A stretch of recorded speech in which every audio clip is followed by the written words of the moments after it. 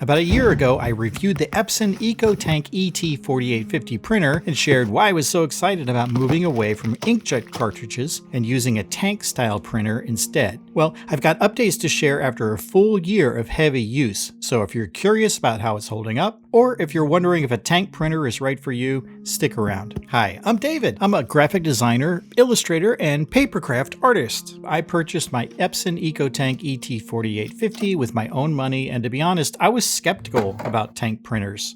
But I'd had it with cartridge-based machines. I was purchasing new cartridges every 2 or 3 months, and the costs were really stacking up. When I was setting up my new EcoTank, I was really excited about how easy it was to fill it with ink, how much ink you actually get up front, and how well it performed on various media like cardstock, which is super important to me as a Papercraft artist.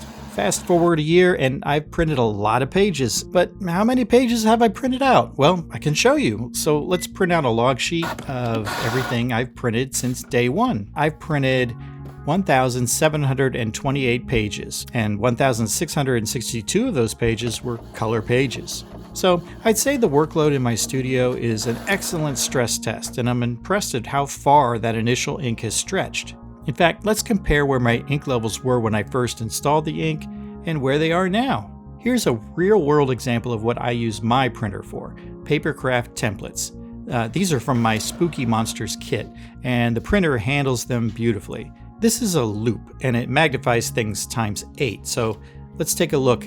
I'm happy the way the printer prints crisp lines and vibrant colors. These projects feature lots of areas of solid color, and I don't get any smudging when printing on cardstock paper.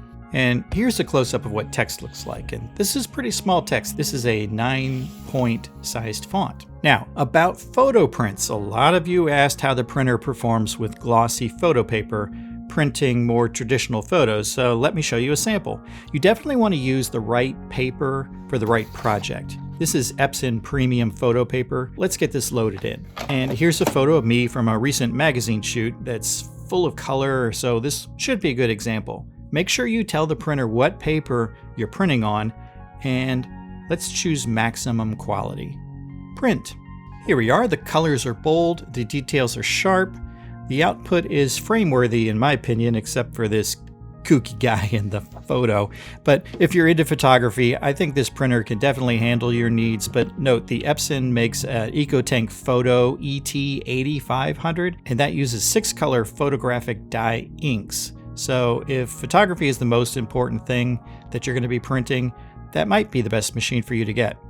But for me, the ET-4850 is a good all-around printer for printing a wide range of things, from documents, my Papercraft work, or family photos. I've had 0 issues printing on 65-pound cardstock. I've also run 100-pound cardstock through it successfully, but when testing some 130-pound paper, it didn't even try and feed it through the machine.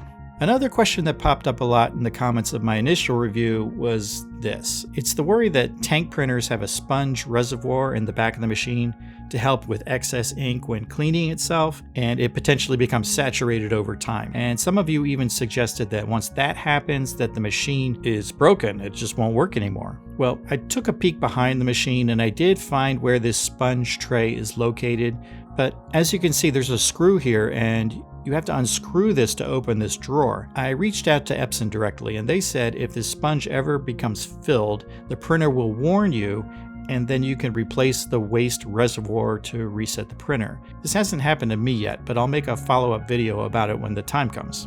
Another worry in the comment section is that if you don't print very often, tank printers might clog up or require more frequent cleaning cycles, using up ink faster and filling the sponge reservoir sooner. And that's a valid concern because there are a lot of tubes in here. So it's something that I've kept in mind. But I can say this past summer I was forced to work out of my home office for weeks on end, leaving my EcoTank here in this studio unused for long stretches of time.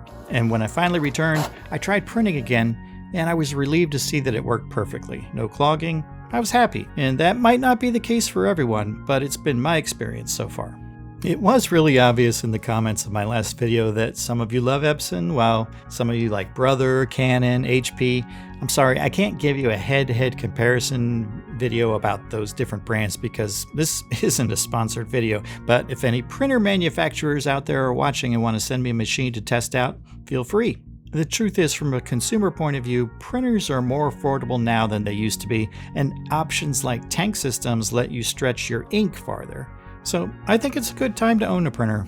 But I'd love to hear your thoughts, so let's keep the conversation going. Share your printer stories in the comments and let's help each other make informed decisions. But you're probably curious what the Papercraft I printed at the start of this video looks like when it's all put together. Well, here it is. And actually, if you want to make one of my Papercraft projects with your new printer, you can. Just watch this tutorial and find out how.